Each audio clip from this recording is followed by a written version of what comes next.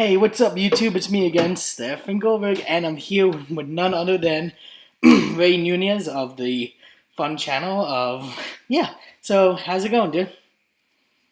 Hey, everything's going good. What's going on, ladies and gentlemen? This is Ray, aka M3Atl0afman of the Fun Channel. Really cool to be here. I'm excited to finally be in one of your videos. Oh yeah, of course. I always look forward to that. Just knowing that I love being able to talk with, even you, man. It's always that type of thing I love to do. I always love talking with people and getting to know them and their life stories. Like all interviews. This is not an interview, but it's like with all other interviews I do with people. That's how I get to know who they are more and become more friendly with them. Like I did almost with everyone. So yeah, apparently the theme of this video is about how we joined the fandom. Like, because I like to tell my story when it comes to that and get to hear other people. So, the first off, let's start out with you. How did you first start in? In the Brony community? Yeah, how did it all begin? Like, what caused you to get dragged in? Alright, so I should preference before I get started that I actually do have my own dedicated video to this. It is a episode 5 of the M3Atl0af vlog entitled Brony Origins, How I Became a Brony. And in that, I do go a little bit more in depth into my own backstory. But of course, since we're dedicating the entire video of this to Stefan's channel, why not go over it right now? So yeah, of course. But just for the record, if you guys want to go check that out, definitely do so, because who knows, I might bring up stuff in that I might forget about right here. But so how I got into the Brony community goes back as far as I can think.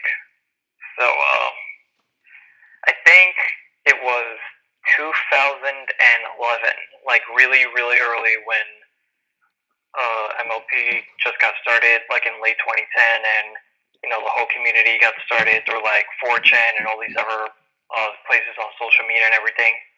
So I forget what, I don't remember the exact day that I became Brony. I wish I did, because then I'd be celebrating that day. But the day that I became a Brony, I think the reason why I did so was because it's actually a really funny story.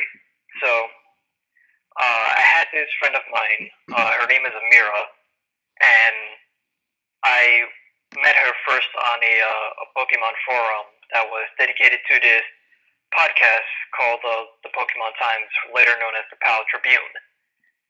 And when she joined the forum for that podcast, I noticed that she was really big into Powerpuff Girls, and I was like, oh shoot, me too, because Powerpuff Girls was one of my all-time favorite cartoons growing up as a kid, and it still is right now, and it's one of my main inspirations for wanting to become an animator and storyteller.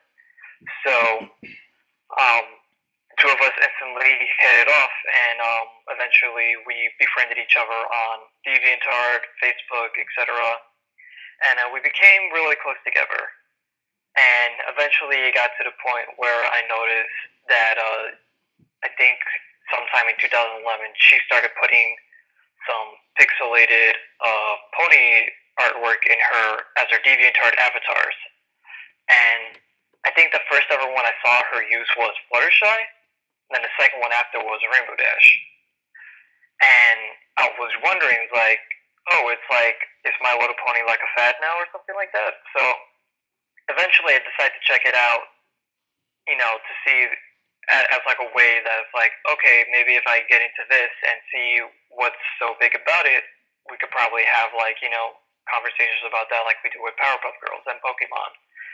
So what I did was that I went on to the free on demand service that usually every cable provider has, and keep in mind, this was during the time when season 1 was the only thing out at the time. There was no season 2 confirmed or anything like that.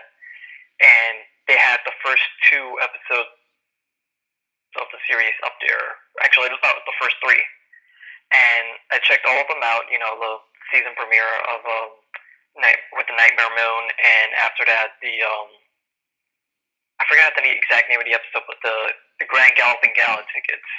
It takes me way back. Season I haven't heard that in a minute, have you? And that's like season 1, episode 25, I think, actually. Yeah, So, like the season finale, but like the entire season was like just building up to that. Like everything in season 1 was just so mythological. Like you hardly saw Princess Celestia. You think that she's just this figure that you never see except for the first 2 episodes. And you hear about all these different.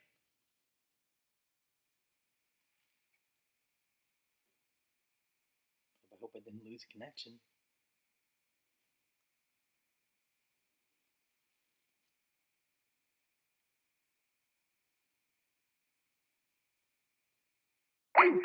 Yeah, I lost connection, people. I'm sorry, something happened. I'll just do it again. Oh, he's calling me. Hello? Hello. Yeah, it just happened to cut off again. It happens a lot every time. But we're back what you were saying. Okay, so back what I was saying. Basically, I checked out the first 3 episodes, and then I went back onto Amira's DeviantArt profile, and then I wrote, Rainbow Dash can make you 20% cooler in 10 seconds flat. And then her immediate comment after that was, "You're a brony!" with like multiple O's in the word brony. And I had absolutely no idea what that meant at all. I didn't even know what a brony was. And it wasn't until I actually looked it up later on that I realized, oh, so this is a thing that other people are into. So I realized, oh, it's a normal thing. Like, I'm not weird for doing this and checking this out. And so she was totally cool about that. And then, we were able to like talk more about the show and all that. And, I got into the series and I was hooked on ever since. And it was also because of that we ended up hooking up together. She was my first and only girlfriend so far. And she's no longer my girlfriend right now, but thankfully we're still really great friends with each other. And I pretty much owe it to her for being where I am in the fandom right now because, man, I've done so much in this community since I joined in 2011, and it's been such a blast, been such a ride, and I've made so many incredible friends, people, coworkers, etc. through this community. And I gotta say, it's damn beautiful. It's one of the greatest things I've ever done in my life, and I'm happy to be part of it, and I'm probably never gonna leave. Yeah, same here. That's my story. Wow, that's like one of the practically one of the best stories I've ever heard, actually, because it's really interesting how it became for you, and I definitely known from everything that you told me, like from the videos I've seen from you, like with you going to Summer BronyCon and PonyCon 2013, 14, and meeting you two at 2015 and again in 2016 of this year. Yeah. And I seen that you did so much, and I'm like, wow, that's a lot of conventions. Just going to the one at the Meadow Lanes Expo Center, then the one 2013, then the 2014 at Lowe's Theater and all that. And I'm like, wow, that is something else. Yeah, BronyCon is where things got started for us convention wise. We, of course, I should mention that so. For people who don't know, because obviously with your subscriber base, they may not know who I am, and this is probably their introduction to me. So I should explain what the Fun Channel is. So the Fun Channel is basically this collaborative project, I guess you can call it, that I started way back in 2009 with my friend Ramon Villamar 12, who is no longer making YouTube videos, but he's still a real good friend of mine. And we originally started off doing videos relating to Yu-Gi-Oh! And then eventually Pokemon, because those were the 2 big things that we were into at the time. So I didn't really get much original content up on my channel, and we did film a lot of videos in between then that never ended up getting uploaded.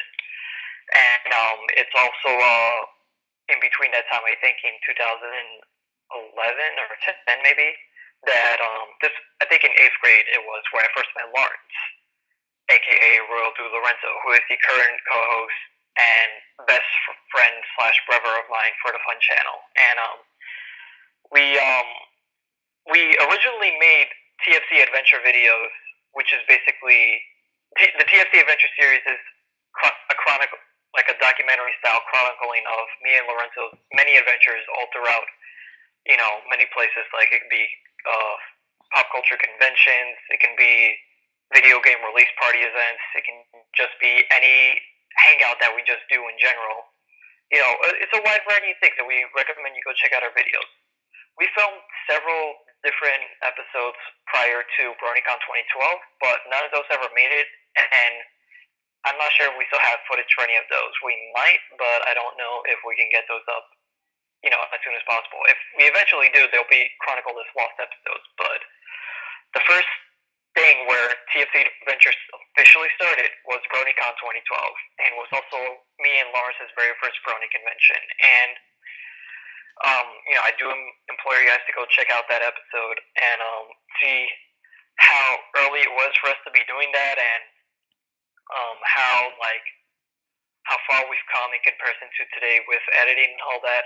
And I just gotta say that I didn't make any sort of announcement video about this, but I guess this is probably the perfect place to announce it, because I don't know when the update video will come for that. But I would like to mention, and Stefan knows about this already because I told him about it, but we will be doing a remastered version of BronyCon 2012 from our original video, because the original upload was 480p, because that's the highest quality we were able to do at the time due to storage limitations, and also because there was I wouldn't say a deleted scene, but more of a forgotten scene that for some reason I neglected to put in there because I just didn't notice. So that's going to be put in there. There's going to be extra content. Might do some updating with the music and all that.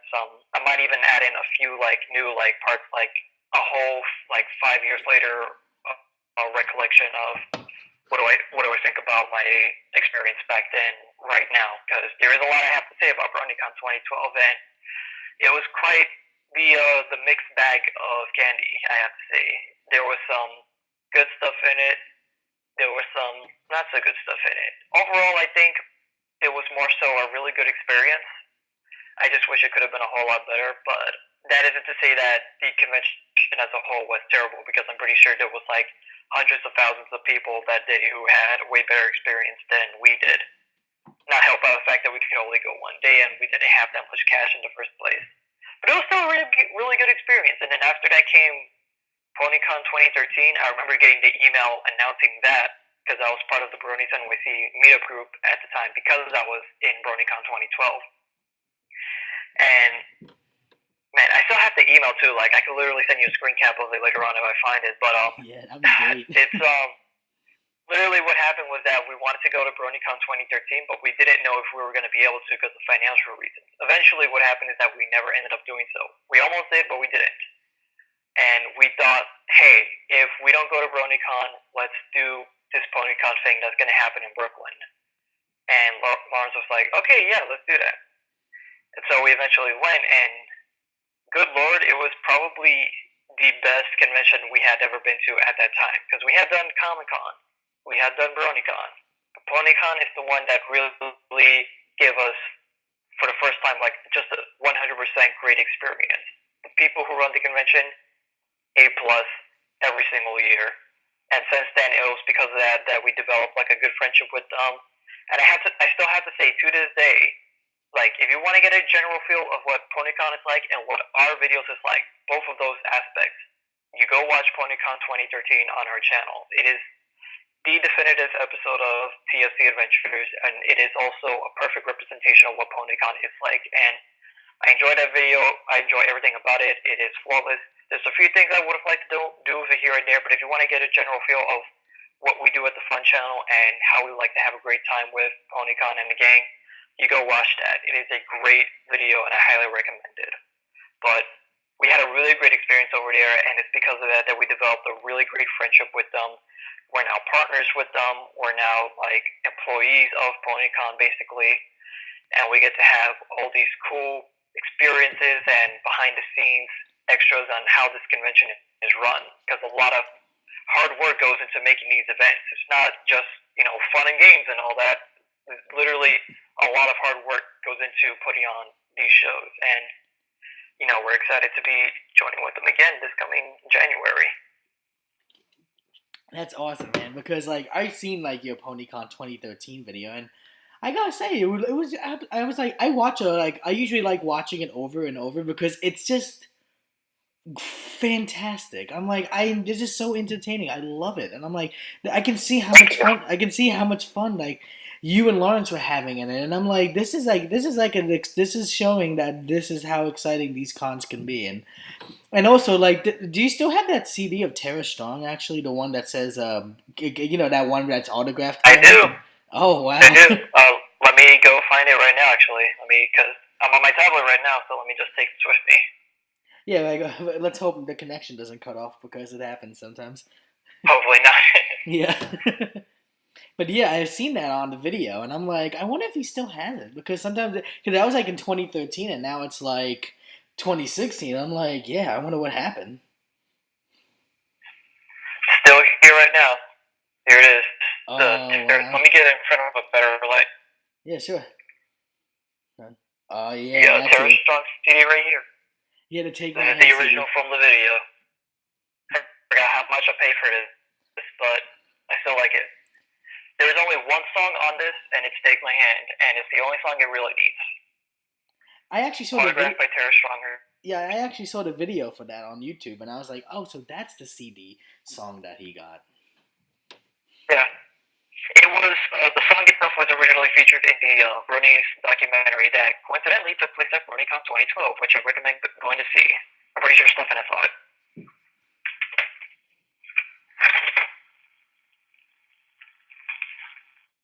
Alright, so, man, what else is there to talk about? Oh, there's a lot for your channel, man. There's always something exciting. Yeah. Because there's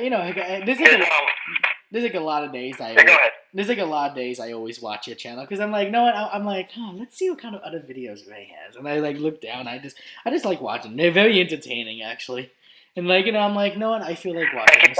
Work really hard. Say again. I just gotta say, thank you very much. We work really hard on them. Oh yeah, of course. I could see the countless the amount of editing you put into each video by putting like those things on, introduction, doing this, yeah. And like I always I just gotta say that. Go ahead. No, actually, no. Go ahead. What were you gonna say? I want to hear what you had to say. I was actually gonna say that because you mentioned earlier that you usually watch a BronyCon 2013 video over and over again, and I just gotta say that on that note, it really is one of our more rewatchable videos because honestly, whenever I go back and rewatch it after a long while, it's something that I never really get tired of because again, like one of the main points of the Fun Channel Adventures as a whole is we want to take you guys on the experience with us, and we want to show you guys what exactly goes on in these events because, as usual, unfortunately, you're always going to get these people on the internet that's spreading false rumors and claims and twisting things up and putting, BS in people's mouths about, what these conventions are and making it controversial and all that unnecessarily. And one of the big things that I wanted to do with the Fun Channel since the beginning was proving all of these people wrong and showing you guys what it's actually like from the inside and turning off all these mentalities and perceptions that people have against all of these fandoms. And, that's totally not who we are. Like, we're not these negative people that they make us out to be. Like, we're just a couple of people who just want to get together, have a fun time, and be in a safe environment where we're all accepted. Oh, and yeah, of course. That's one of the things that I think that, without trying to sound like I'm tooting my own horn, that I think we perfectly achieved with the Fun Channel. And I'm hoping we can continue to do that and, make a kinder world around us. As Ellen DeGeneres says, be kind to one another. That's a philosophy I usually like to live up to. Oh yeah, of course, because there's a lot of videos just like you were saying about like people and all that with the negativity. There is a lot of videos on YouTube that always have like these cringe compilations of Bronies, and I'm like, oh geez, like I look at this, like I've seen a few of those videos, and I'm like, oh, I watch it, I'm like, oh, what? I'm like, what? I'm like, why do you put these? Say again? It's propaganda. All that is just fake for the views and for the money. Yeah, they always put that just I guarantee you that all these people who make all these cringe compilation videos have never actually been to the event itself. They just they just probably steal other people's YouTube footage, probably without even giving credit, and then just like putting it together like, oh, look how like gay and all this that this stuff looks like. I'm sorry, but that's literally how they say it, and I just gotta be blunt about it. Like they just say it's gay, it's stupid, and all that, and that's just not right. And obviously, no offense to gay people, but I'm just saying like they use it insulting, and that's double insult right there to me because I know a lot of homosexual people, and yeah, me too. you know that's just dumb. You know, like all that stuff, like it just needs to stop. Like it does. I don't mean to reference Filthy Frank, but it needs to stop. I love that guy. It has to stop. Where are your parents? I've seen that video. I love that. Like it does. Like I see it, and I hate the term when they always write in the video. I hate the term that they use the word autism, and I'm like, some people have a real disease like this, and they're just going out saying it like that. You shouldn't be making fun of. And secondly, why you gotta like associate this one sickness? That's like associating cancer with like I don't know some like Marvel Comics fans or something. Yeah, that's stupid. I never believed in that. I don't know why people do that, but me neither. Whatever. Yeah, exactly. Yeah.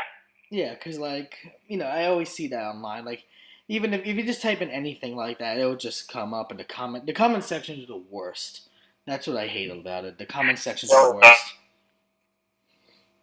I don't know if you heard about it, but it's funny that you bring that up because recently YouTube proposed some new sort of comment system that's actually going to help towards filtering out negative comments, which I think is actually, for my case at least, is going to be a useful tool in the long run in case we ever, like, you know, we hardly get any negative comments, probably never at all, which I think is a good thing because that means we're doing our job right. But it's going to help in the future for like when we want to filter out negative comments and all that, and make sure we don't get any like profanity or insulting terms and all that.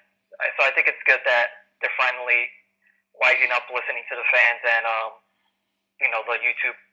YouTubers and implementing a system that actually works for everyone, because we really need to get rid of all the negativity around us.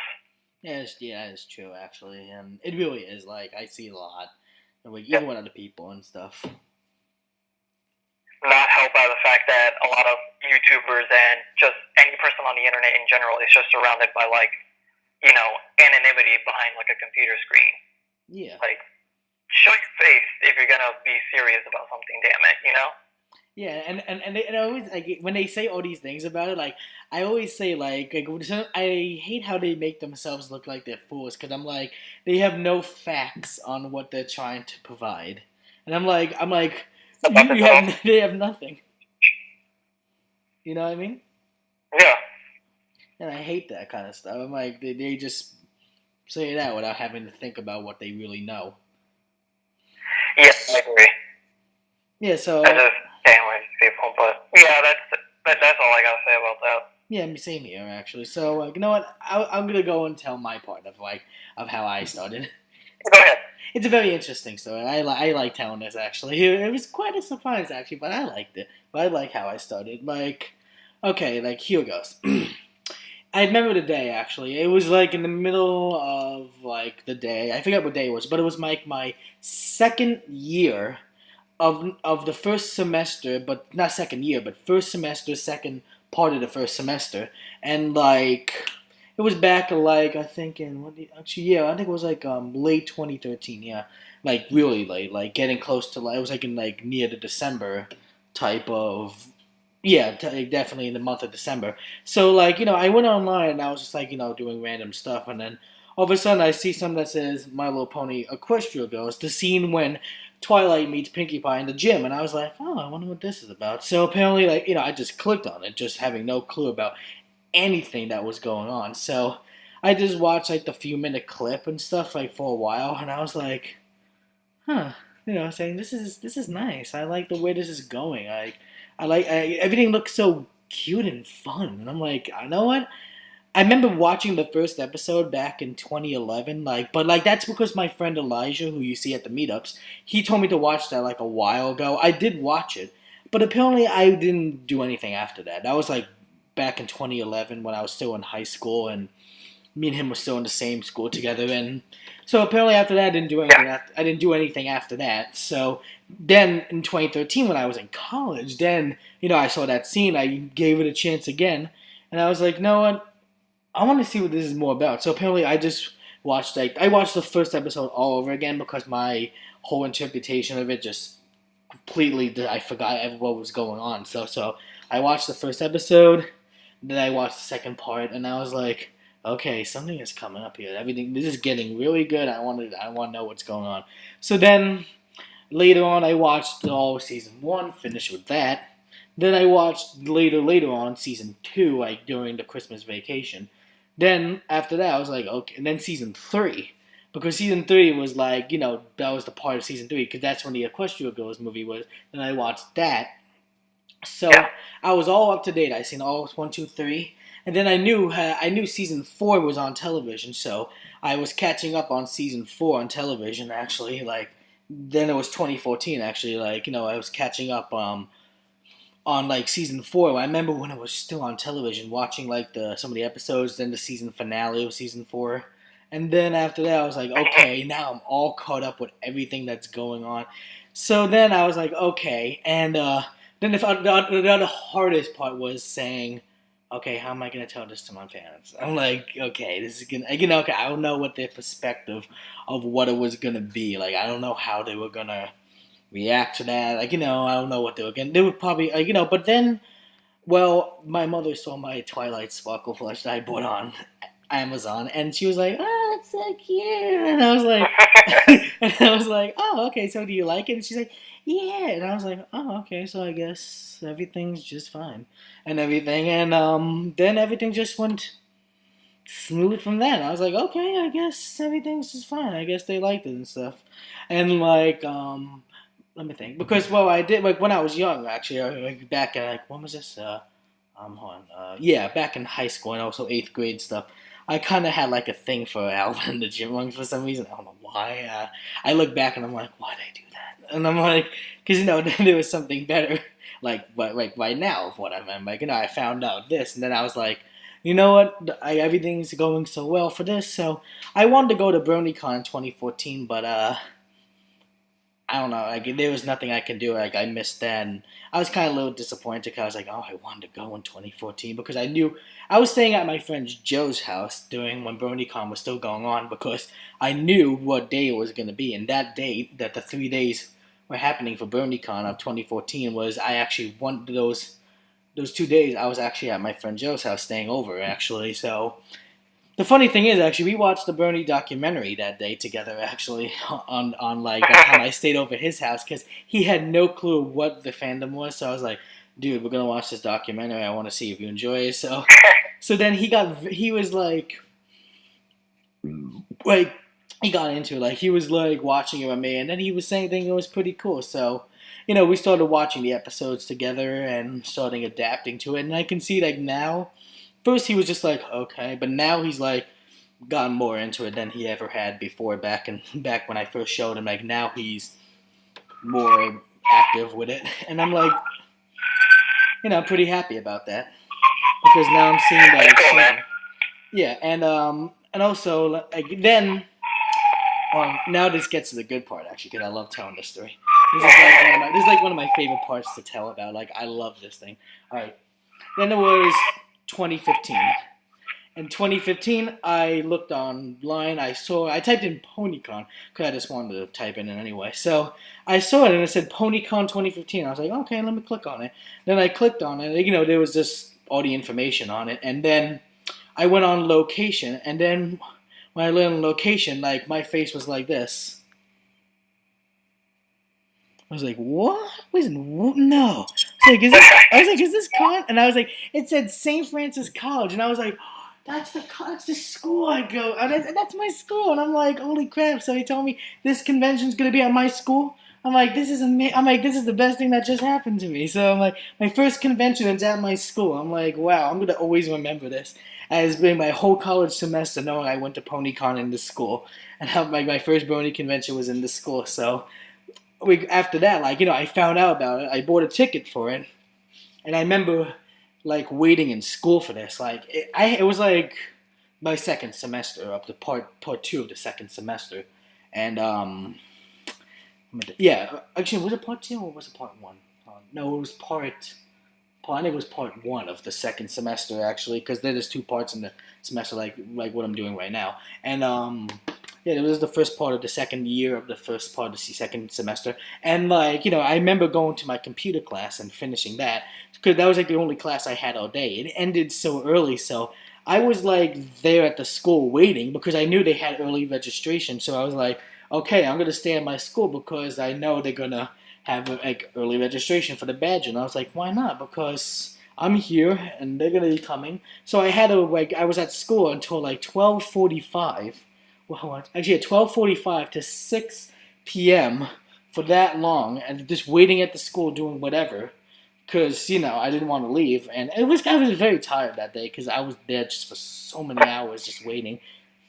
So I did. I was just on the computer. Yeah, I remember that day. Yeah, I was on the seventh floor of my school, like where I always am when I have free time, and like just watching things on YouTube. And I was watching the Doomstar Requiem, I remember, for Metalocalypse for like the sixth time, actually, because I know how many times I love watching that, and and I still do to this day. And let me think what else. And like so I remember watching that. I watched a few episodes, went on YouTube, typed and stuff, and then I saw the time and I was like looking on my phone and I was like, oh, okay, it's 5:52. So I was like, okay, I better get down there. So I was like, getting all packed up just to get ready to get my badge. And so if you, I don't know if you remember, but like the early registration was in this I forget, I think it was like the area of the Maroon Theater where like it's the first floor of the school. Yeah, it was like it was near like the theater area because I remember the way that people would get in, they would go in where the security guards were at, and then they would go to like their right.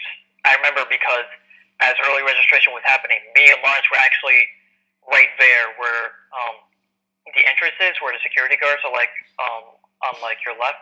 Yeah, that's where the guards are. We were guarding the inside of the convention, so nobody would get in except for people who had like a table in the con merch hall, and also people who were like staff and all that. So we were basically acting as guards for that night.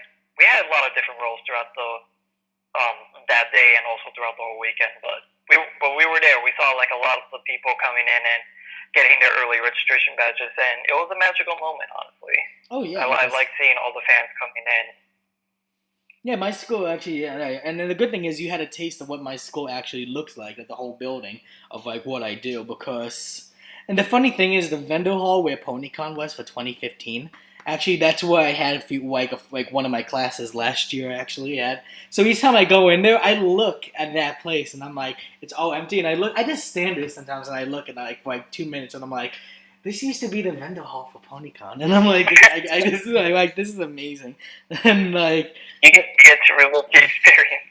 It is, and I just can do it whatever because I know like I have to go there for school, and that theater where they had it, the Maroon Theater, like I go there sometimes for certain classes when they have stuff or certain events for the school, and like I can understand like why they had opening ceremonies there, because like it is they could have had it on the 7th floor, but there was not enough people to even like fit into that theater upstairs. It was a good reason why they gave it down the first floor, because there's one on the 7th floor and there's one on the first floor, and I know that for sure because like I go to those two. I had classes sometimes in those two places, and yeah, again, the story about PonyCon 2015 is just amazing to me because I'm always going to remember that I was able to go to that as my first convention in my own school, because I knew where everything was because I go there for classes. And I'm like, I feel like I'm like the big expert here because I'm the one who's actually attending. I'm like, oh yeah, I'm a student in this school, so I know which is what. So I looked at the whole like map of the convention. I'm like, yeah, I don't need this. Like I know how to get around. You were like one step ahead of everyone who was just new to the school. Exactly. I was looking at like the map and I was like, yeah, I'm not gonna use this. I know how to get around the school. I know what floor is what.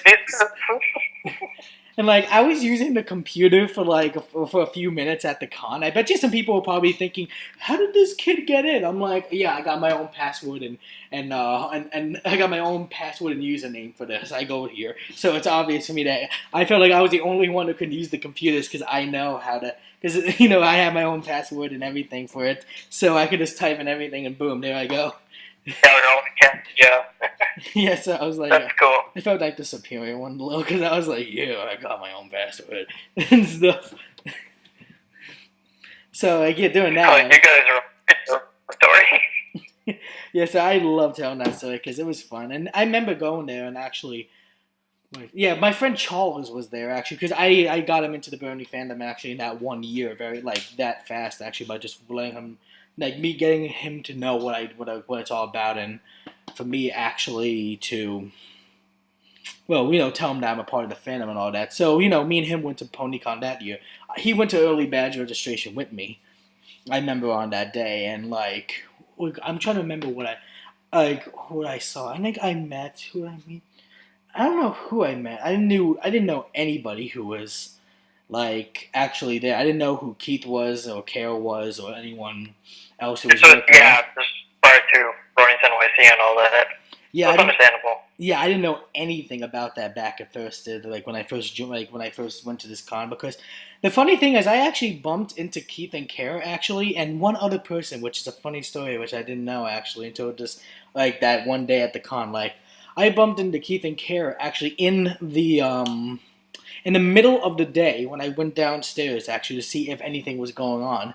So like I heard them talking about it, and I was like, okay, these must be people who are working at the con, because I hear them talking about in the middle of like on the first floor, right where the gym is and the pool. So I was like, yeah, okay. So then I asked them like, if they're still doing it, because I was worried that some things could have changed. So I did, and I introduced myself and all that, and then there was one other person, and I had no idea who it was, and then I just I'm usually say hey, and then after that I just left, and then I found out later that the third person with them was actually Ingrid Nilsson, and I was like, okay, so he told me I didn't even know that. I was like, what? I was like, I didn't even know that. You meant Mod Pie, you didn't even know it. Without even knowing anything about that, I had no idea what she looked like and then later on she told me about that. I was like, wait a second, I didn't even know that. So to this day, I'm so surprised that that was the third person with them in the middle of like just before even the con even started. That she was there like in the middle of the day. It's funny, yeah, because I remember coming in with because I went into the PonyCon offices to help early with that day of a early registration pickup, and they gave me a ride over there to Brooklyn, and when I came in their car, I saw Ingrid Nilsson sitting down by herself inside the actual place. I didn't want to go talk to her or anything because I didn't want to disturb her or just see her earlier than anyone else or anything. But it's cool that she was just there already, like before like any of the other guests, and it was just cool that like I'm crew, and I get to like be in the presence of these people close by. I'm like, wow, look how far we've come, Oh yeah, definitely. Because like, and also there's another time I remember after that. Then later on, in the middle of the day, like just before, but this again with registration, I was getting a soda at the soda machine, and I think she passed by, but I think I did. So I was so angry at the soda machine that I was shaking. I was like, whoa, like that kind of like in that kind of voice. So like I just stopped after for a while because I saw her coming back, but I didn't know who she was still. So like she was saying, oh yeah, like I think she was saying like, oh, what happened? And I was like, oh, my soda's stuck in the machine. And then she was like, and then she was like, oh, okay, I hope. And then after that, she was like, but just bye. And I was like, huh, okay. Because I had no idea who she was again, so I didn't really I just thought she was a regular person. So like, and then later on actually, and then I was thinking like, oh man, like still to this day I was thinking, oh, did I just do that? I'm like, man, maybe I should have not done that. It was just me just doing it. Cash and all that. Exactly, just It's doing funny it. because with that story said, I kind of thought you were gonna lead into like Ingrid Nilsson like karate chopping the machine and getting your soda. I wish that happened. That would have been godlike. I know, man. I would have loved that actually. And also the funny thing is actually like during that part when she walked by, you know that pony pop band, the Shake Ups in Ponyville. Shake Up with Ponyville, yeah. Yeah, They're really good. they were practicing in this room, like where the machines were, where I was getting. So I saw them coming in and out, like sometimes at certain points. I didn't know who they were back then, but I just kept on seeing them coming in and out of that same room, and I was like, okay. So I remember that, and then in their video, I was like, okay, yeah, I saw that happening when I was actually, there standing. I wish I was somewhere in the camera shot when they were filming that because, I was at that exact area when they were filming. I think my friend Sean was there too, but I remember that. This is like one of the greatest stories I actually always have to tell because it's my first experience, and I really had like a lot of things going on actually, and like I remember during the whole convention. Now I'm getting to the convention part. Like when I went to the convention, like it was very exciting for me because I was like, okay, what's gonna happen? Like this is my first convention. I'm here with my badge. I have my shirt on. I'm enjoying myself. And then I first go into like I see the opening ceremonies. I see who everybody was. And then after that, I just had a good time at the con. Like, I met, all the people, like, all the guests there. I met Ingrid Nelson, I met Andrea Lindman, I met Vincent Tong, I met Danny Ingram. Because only 4 of them were there at that time. So I was able to meet every one of them, actually, there at the con. Yeah. And, let me think, actually, after that. And then, I was, surprised that I did that in just one day. So, my first experiences being there was actually very good. And if you don't know, actually, there's this video on YouTube called If My Little Pony Was a Drug. It's about, this one lady going to PonyCon interviewing people. I'm actually in that video for about 2 minutes, actually. So I'm actually there answering a question. So I'm actually very happy about that. Cool, you have to send me that later. Yeah, I just love watch. I saw that one day and I was like, oh my god, that's me. Because I didn't know that they were gonna put out. I didn't know who was filming this, so I wanted to be in the video for my first time actually at a convention. So that video is still on YouTube today, and I absolutely love that. I'm actually in that, and so yeah, I did. That's been to me once or twice. Oh yeah, and I remember doing that actually. I was waiting online for autographs. I remember when that was happening, and I had this huge Rainbow Dash plush I bought with me, and still today actually I have it, but I kind of regret buying it because it's I spent $100 on it, and I was like, oh god, $100 on a fan made Rainbow Dash one. I was like, man, I spent too much on that day, because I remember saving all my money for it because I was working during the month of December, actually, because it wasn't the summertime. I was working at the bagel store also in December to make a few dollars, actually. So I did that, and I had a lot of money, and I was able to get a lot of merch at the con. So then I did, and then I met a lot of people. And the funny thing is, actually, this also I love saying this too.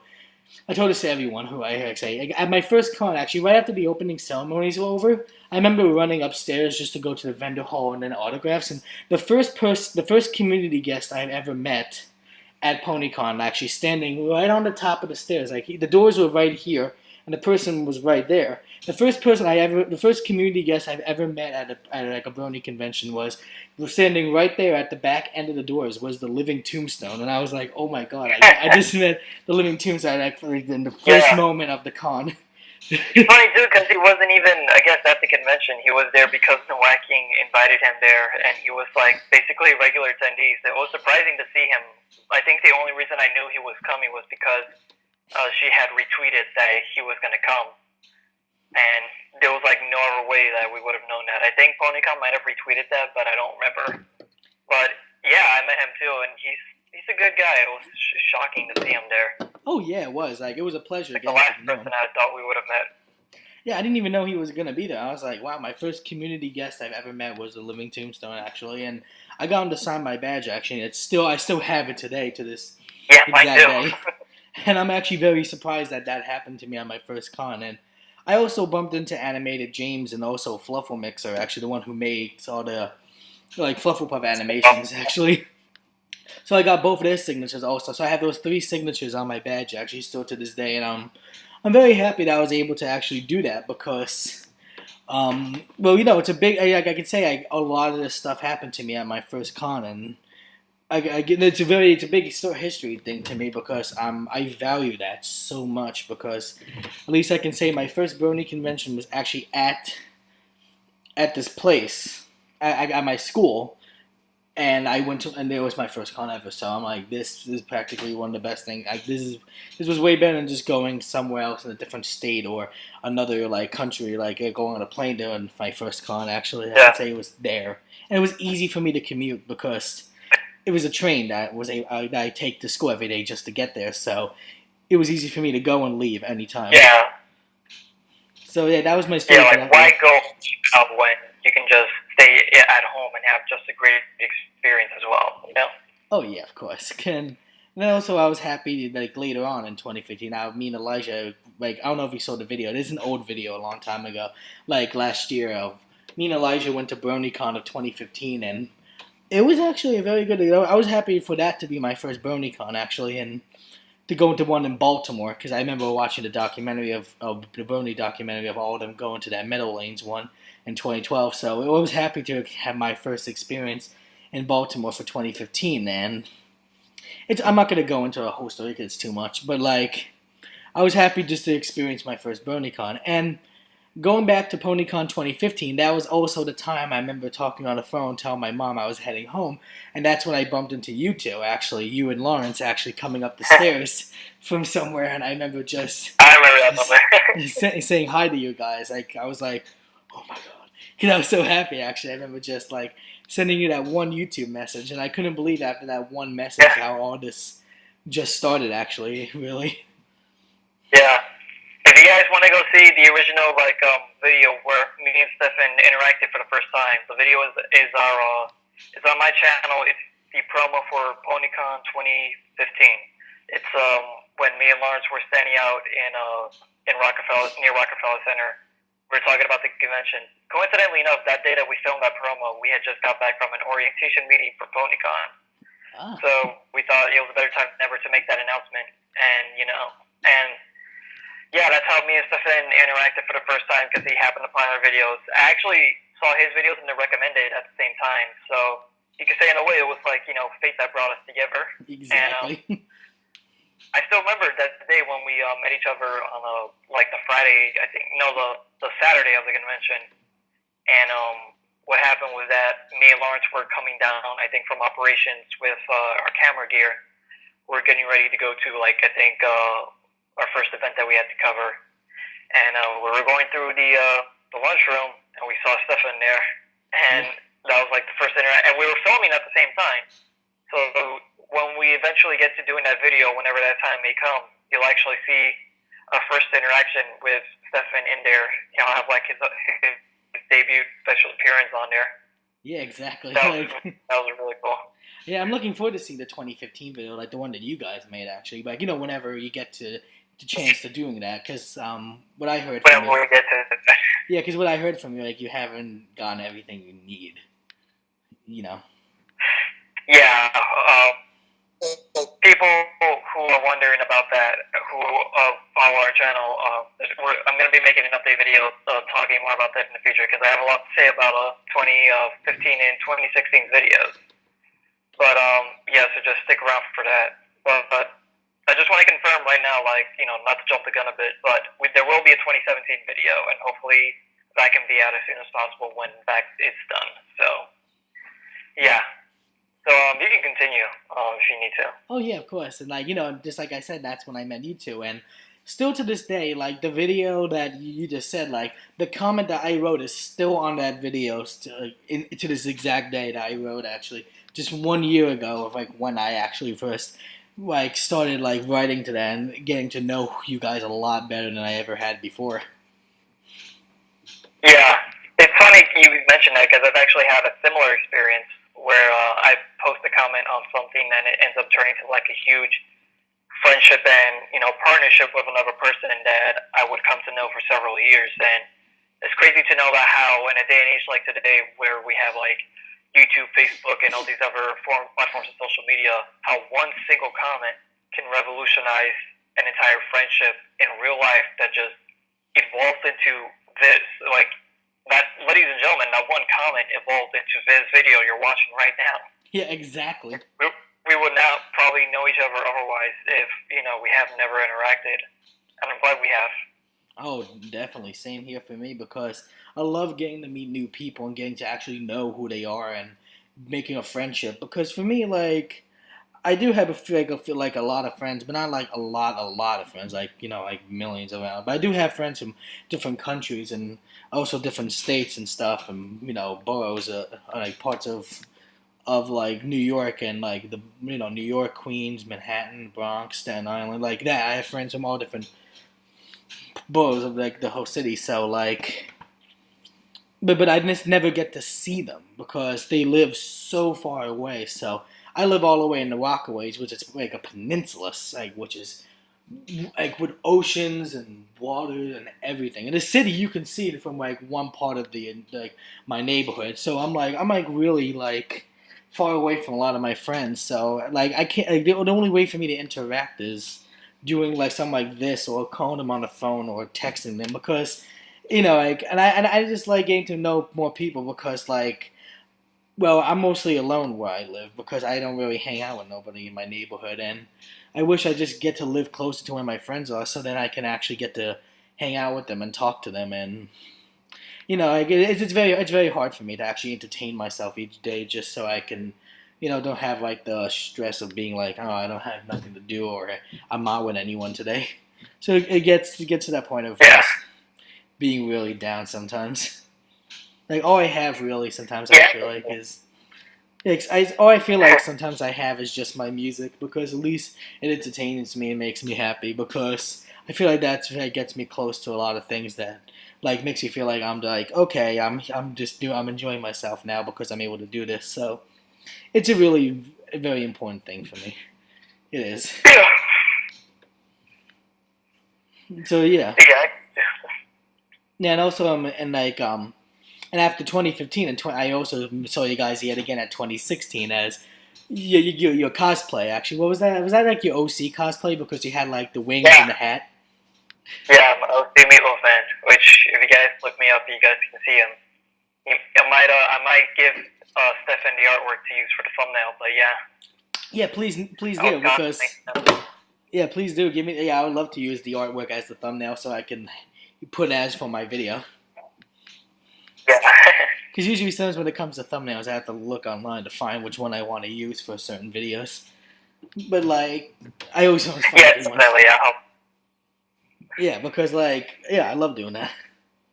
Because like, like just like I said in 2016, I also saw you guys there, but it seemed like you were a lot busier, like doing stuff this year than last year. Because I can see like you were just at that one like area doing everything, and I didn't want to interfere like with you guys, because I know you were working very hard because you were staff members at the con. So like at certain times I was able just to catch up and say hi to you, because you were rushing very fast when it came to a lot of places, which I can see, because you were heading to different spots at the con. Yeah, definitely. Like, obviously the video hasn't come out yet, and I've barely talked about it besides my the most recent Meatloaf vlog I've done 6 months ago, the end of PonyCon, which is no longer the case as of right now, but that's the name of the episode if you guys want to go check that out on my channel. I never talked about this, but Isaac, our really great friend, leader of Team Triforce and all that, check him out, Isaac Clips, that's his YouTube channel. He was in full boss mode that weekend, basically. Like, I'm not saying it in a bad way, but like literally that entire weekend he was kind of serious about us making sure that we get all the footage we can for at least 6 hours per shift for each day, and we would only have like limited time to take breaks and hang out in between, and we had to manage our time carefully too, because there would be certain events that we want to go to, certain times where we want to go check out the merch hall, certain times where we want to meet certain people. Like, of course, Lauren Faust was a big priority that weekend, which thankfully I did, and it was a great experience. Yeah, I saw the picture of you actually with Lauren Faust on that right after the convention. I remember going on Facebook, and that was your picture right there. Funny, I'm actually looking at it right now. Yeah, that's great. I always wish that I would have at least like had a video like of me like meeting her at the same time, but that can't be the case because when it can only ever be like picture and autograph, and that's pretty much it. Yeah. But I still thank her for the meeting that I had with her, and fortunately, I never really had any real closure on what she thought about the gift I gave her. So I just assumed that she eventually opened it, checked it out, and thought it was really good because I don't think I ever I probably talked about it on the Meatloaf Black episode, but the gift that I gave her was basically like I wrote a letter for her, and then I also drew her alongside my OC, as a thank you to the work that she and her husband contributed that put me on the road that I am on today. And I'm eternally thankful for their many years of entertainment, and it was really great giving it to her and finally getting to talk to her, getting some advice from her, and just getting some proper closure that I never got to get at BronyCon. Because back at BronyCon, I only had like 30 seconds of time with her, and I had to use that time to take a picture, and that was it. I couldn't really talk and tell her how much she means to me. So yeah, exactly. So it was a long wait, but it was worth it. Yeah, exactly. Like I remember you always I remember in your promo video for 2016, like you and like Lawrence was saying like how much you were like looking forward to meeting Lauren Faust, and just by that that part in the video, I can see how you were like the energy level of that being like so serious, being like okay, like now he's gonna finally get a second chance to see Lauren Faust in his life, and I'm like, no, this is that means it's gonna be something like worth waiting for, finally getting to the point of that happening. Actually. Yeah, it's funny too because if you actually watch the original BronyCon video we did, Lauren Faust is actually in that. We actually do have footage of me meeting her there, but as you could clearly see, my interaction with her only went as far as give her the poster to autograph and kind of get a pic with you for like about 30 seconds, and that's it. But it was a memorable, heartwarming moment. But I didn't really get to know her, and I didn't really get to have her get to know me. So PonyCon definitely made up to that, and I can't thank them enough for inviting her that year. Oh yeah, I remember even meeting Lauren Faust myself at PonyCon. I just, for me, it felt like something very powerful because I'm like, wow, I'm actually getting to meet the creator of Friendship is Magic, and I'm like, I never knew to just 2 years that like I get to meet the both the creators of the original and the Friendship is Magic. That's fun, exactly, yeah. Yeah, and I was like, wow, okay, that's something out of for me. I'm like, this is my second PonyCon, and out of any other convention I went to, and I'm like, wow, actually, who knew that in the early years of me going to my second PonyCon that I get to meet both creators of the original and the Friendship is Magic. I'm like, that is actually something really important to me that I still hold to this day, saying that is something that I'm really proud of getting to having a chance to do. Yeah, I gotta agree with you there. Oh yeah, because when it comes to other people, then they ask me, about the show, I'll be like, oh yeah, I actually met the creator of Friendship is Magic and of the old 1980s version as well, and I still have the autographs to this day in my room. Dude, it's funny too because we actually have the PonyCon 2014 video in the Landmark Blues jersey. It's funny how you bring that up because we actually have the video proof of this. Bonnie Zackley from the very beginning always intended My Little Pony to be for all ages, all genders, for anybody. And it was really Hasbro that turned it into the more girl-oriented franchise it ended up becoming. So we actually have the proof right there that Pony was always meant for everybody. So it's funny that you actually say that because we actually meet these people and we actually get the real info and the real scoop from them. And these people who make all these videos saying, oh, this is a girl show, guys shouldn't be watching this is gay and all that, we're ultimately proving them wrong and proving that they don't do any amount of research whatsoever about us and the Brony community. Because we go out there and we actually get to meet from them. And we find out, this was meant for everybody. So, up yours, Yeah, exactly. That's what I say to everyone. And still to that day, I feel very proud. Also, you must be feel I actually felt happy for you, mostly at PonyCon because I was look. I remember at the same time I was meeting Lauren Faust, I was thinking, okay, okay, she's here, and I'm like, I hope Ray had this chance to meet her, because like to me, I was like, this is something he's been like thinking about for a while, and like I'm glad it's finally here to actually have that chance. So Yeah. throughout the con, I was thinking about it, being like, okay, I hope he gets his chance because like it needs to happen. Because like when you meet your hero in life, you that's a huge big thing to me actually also as well. Because there's so many people who inspire me as well that I want to be able to get a chance to, but never had like my time in the light yet to actually be able to do that. But I really hope so Yeah. soon. I believe you will, in due time, and I thank you for, giving me your thoughts in regards to that, because, it meant a lot to me, and, like,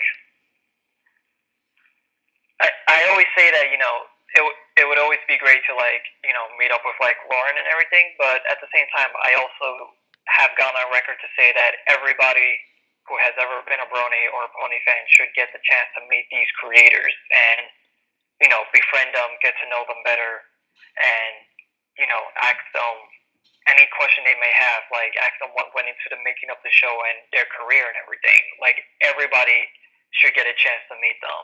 Like, I don't think I should just feel I should be the exclusive guy that should be, like, meeting them and all that. Like, I think everyone should have a chance, and I'm glad that, you got to meet her and everything. I'm glad you got to meet Bonnie Zachary. I'm glad you got to have, like, a really great experience overall, because this is your first Brony convention, and being like a first great experience, like your first convention, you got to meet the creators and all that. Like, it was hard. That's like rare. There's hardly any other opportunity where you're going to be able to do something like that. And I'm glad that you were able to, share that with us for, that weekend. Oh, of course, yeah. It was a very, and not just that, also meeting Lena Hall herself as the voice of Rara and that as well. That actually meant a lot to me too, as well. I'm like, oh my god, I get to meet her as well. I'm like, this is really something for me. This convention.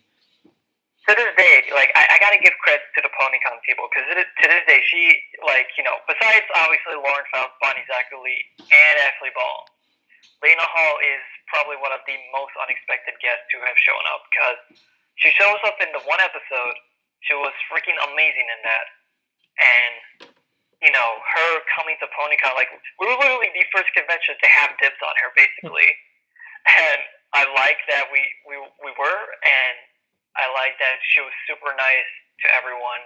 She was an amazing person to meet. Like, I wanted to get her autograph, but I didn't have enough money. So I definitely wanted to get a picture with her, and I also wanted to tell her that, the song that she sang in the episode actually helped me get through a hard time that I was going through at that time. And I still have that song on my tablet, and I find myself singing to it sometimes. So. Oh, not just that. Like, right. You're not the before that. You're not the only one. Hold on. You're not the only one. Let me show you. Hold on. Hold on. I'm gonna get to. Hold on. Wait a second. Oh, you did. I actually have that song too. The Magic Inside. Yeah. Exactly. I bought it from the album actually. Yeah, when it just came out, I was like, I'm gonna get the song that she sang from the episode on my phone as well.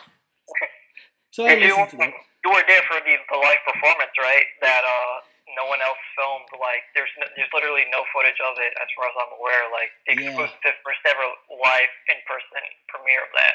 Exactly. Like, one thing I do worry, that was a beautiful performance. Oh, it was actually, like, the whole voice actor performance thing. I actually really enjoyed that myself, having a chance to see that, and still to this day, I'm very proud actually to have a chance to know that I was there during that whole thing going on to this day.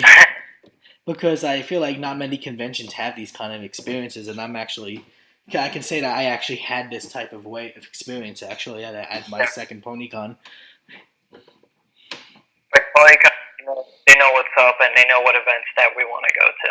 Oh, definitely. Because but sometimes I worry. Like, I know they were not able to audio record it or record it, but sometimes I think about this sometimes. I'm like, maybe there's one person out of everybody there had their iPhone, went on to audio, turned it off the phone, and just recorded without nobody even. I would at least like to have an audio recording to myself, like not for internet use whatsoever, but at least to relive the moment, because that's literally literally that was a once in a lifetime experience. There was no footage of it.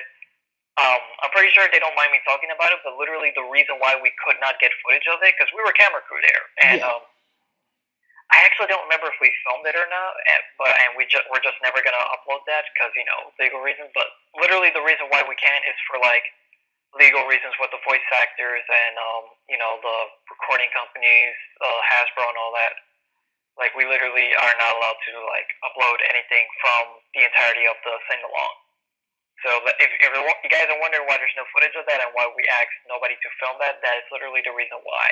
And if there is footage of that whatsoever, chances are we might have to take it down or something like that. Like, and it's not we don't mean that negatively, but like it's literally for legal reasons and so we don't get in trouble.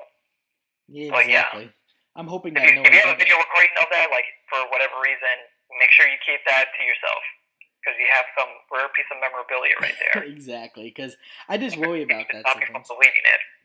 Yeah, exactly. Because I worry about that sometimes. Because I'm hoping that somebody didn't. Because if they did, something out of that really serious could happen, and I'm like, yeah, they should watch what they're doing because Yeah. something can happen In a few later. years, it's probably not gonna matter, but like as of right now, like we can't really have that. Yeah, of course. And like, let me think what else. So yeah, like that was really like something for me, and like and I'm glad you were able to actually have a second chance to meet Lauren Faust. Actually, that also meant something for me too as well. Like not just because of you, but for me, it also means something for myself too because I never got my chance yet of meeting Brendan Small in person. Actually, just like you have with Lauren Faust, because I'm hoping that my one chance will come because there is so much I still have inside me that I have to say to Brendan Small about. Like, I didn't even know that what he did was actually going to change my life forever because just the whole thought of the show Metalocalypse and the whole thing about it, like, and him being behind the music and everything. Not just the show itself, but the music, like, got to me, just like I told you before, like, in other times, but I don't think my channel has ever heard me ever speak about this, but, like, if you guys are listening, actually, yeah, like my huge experience, like my big hero is Brendan Small, and I'm like really wanting the chance to get to talk to him, getting to know him, and getting to actually have my chance to tell him everything he's done for my life because I became a metalhead because of him because the whole show and the music that he created got me to a new way of life because before I was thinking what am I gonna do in my life, like am I just gonna do this random stuff and not do anything, but when I watched the show I picked up with the guitar. I learned how to try to do death metal vocals and actually do more of that. And the Doomstar Requiem itself, like the whole rock opera, that was like a whole hour. When I watched that, I still have goosebumps to the day just listening to the soundtrack for the Doomstar Requiem because I listened to every piece of that and I'm like, wow. He combines orchestral and theater like singing and metal into one whole opera, and I'm like, wow, this is something that nobody has ever done for metal, and I'm like, this is just beautiful. It's not just metal; it's other genres of music put into one, like, like um, like one opera. Like all of a sudden you hear piano and violins. And then one moment later, you hear guitar like and the fast blast beat drums and the heavy distortion guitars. Later on, you hear that it's like a mixture. And after I finished that, I was like, my God, like, this is something else. Like, this really, Yeah. it makes you want to do whatever else. And then I found out who did the drumming for it, and Gene Hoglan was the one who does the drumming for Metalocalypse and other bands I like. And with what else? And then I didn't think and also today he's like one of my other big inspirations because I picked up the drums because of him because he's yet another big person in my life because I love his drumming skills and he's just amazing on the drums. Like I never really hear anyone else that other drummers I'm into hear they do that type of style. So I'm like he has one amazing style that I can't believe he does. Like fast the way he does the double bass kicks on the drums is so fast that I'm like wow that's something else. And the blast beats and everything like he has like it's like on timing like everything's on time when it comes to him like doing it exactly. So yeah, I see. there's a lot of things for me actually I can say. Especially like, but also one more thing I want to tell to you.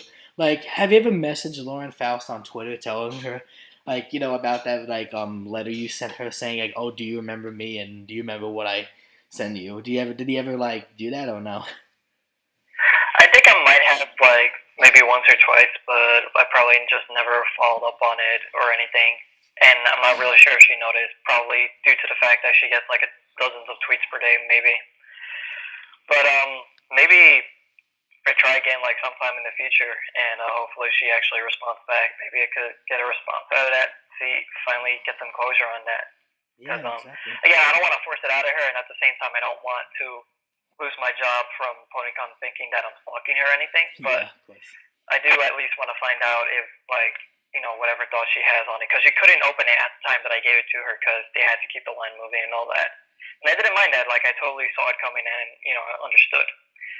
But it would be cool to like just see you know if she read it and took it to heart or anything. I'm sure she has though, and Yeah. I'm sure she still has it somewhere, probably in her house. But yeah.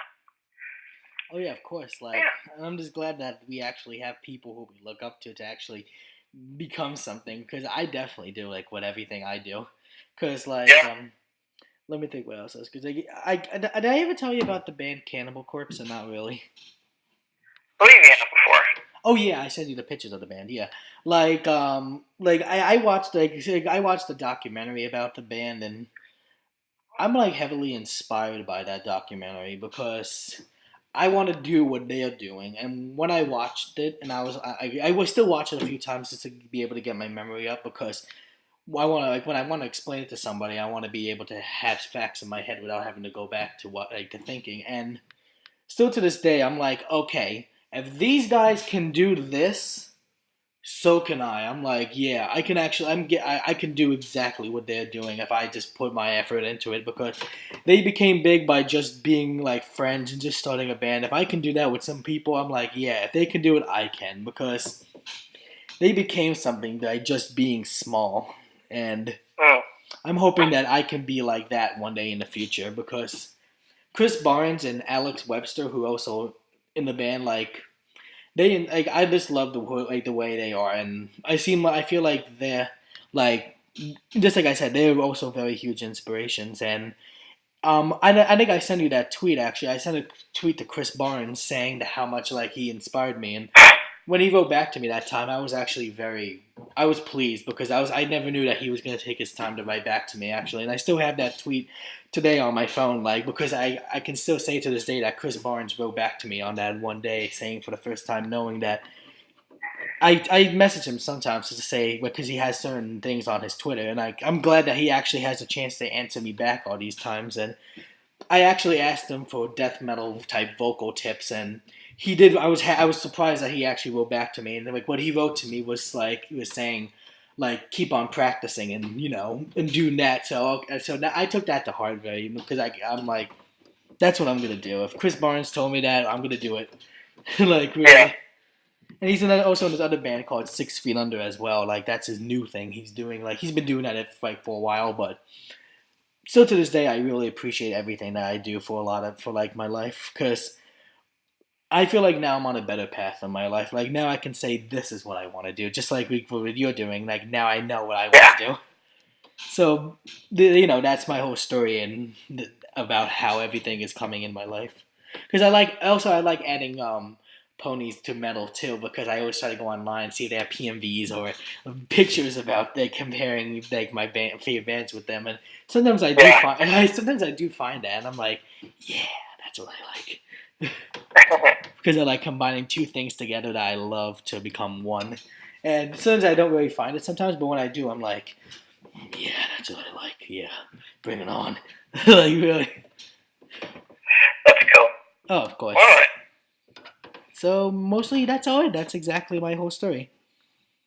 That's cool. I mean, I got nothing much else to say other than Yeah. like looking forward to BonyCon 2017. Hopefully, it's a really great experience. I'm glad it's happening still. We're entering our 5th year and gonna be celebrating our Brony Fandom. Like it's been a long journey. Like I've literally been into this since 2011. Like, it's been nearly 7 years since this whole thing began, and it's been quite an amazing ride and an amazing journey. And like I said before, I've met so many amazing people, Stefan included, and I can't wait to see where the future takes us from here, because who knows? Like, we got the movie coming up next year. We got the new season, of course. We all know that was going to come.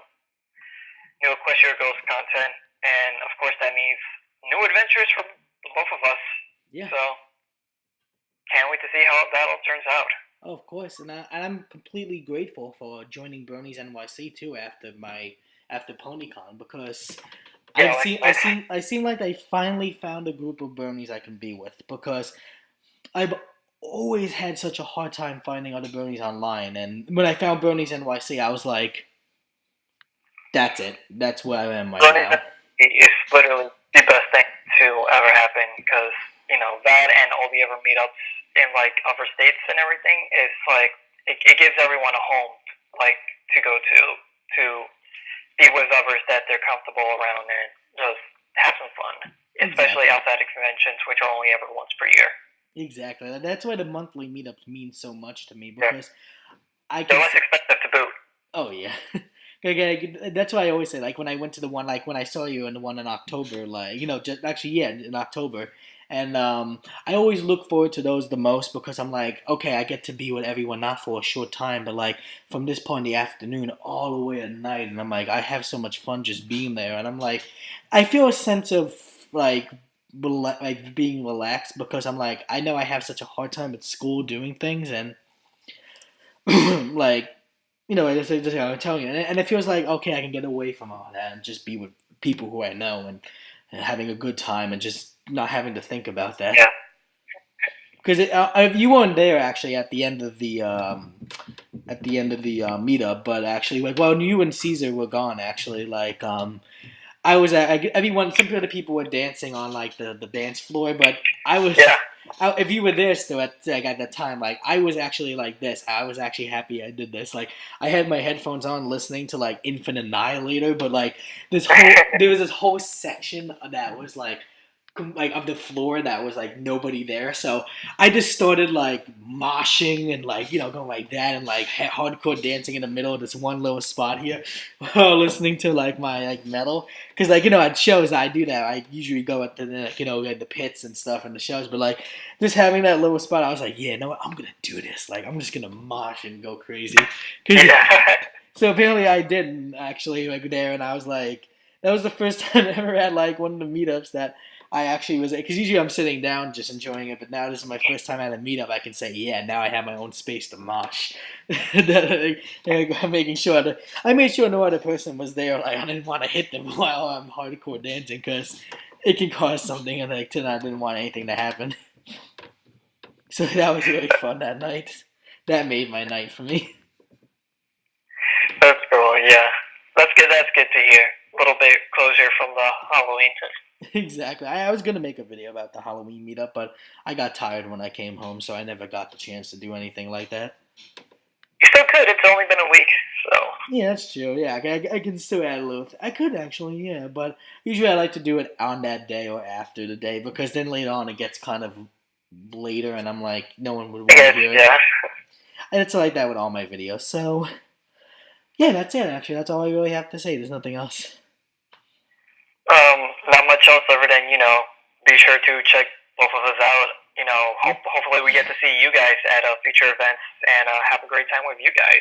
Because ultimately, you guys, at the end of the day, with us included, are the people who keep the fandom going strong. Every one person matters in this community. Like, all the millions of us around the world. We all contribute in our own way, whether it be through art, whether it be through music, videos, just anything in general that we make.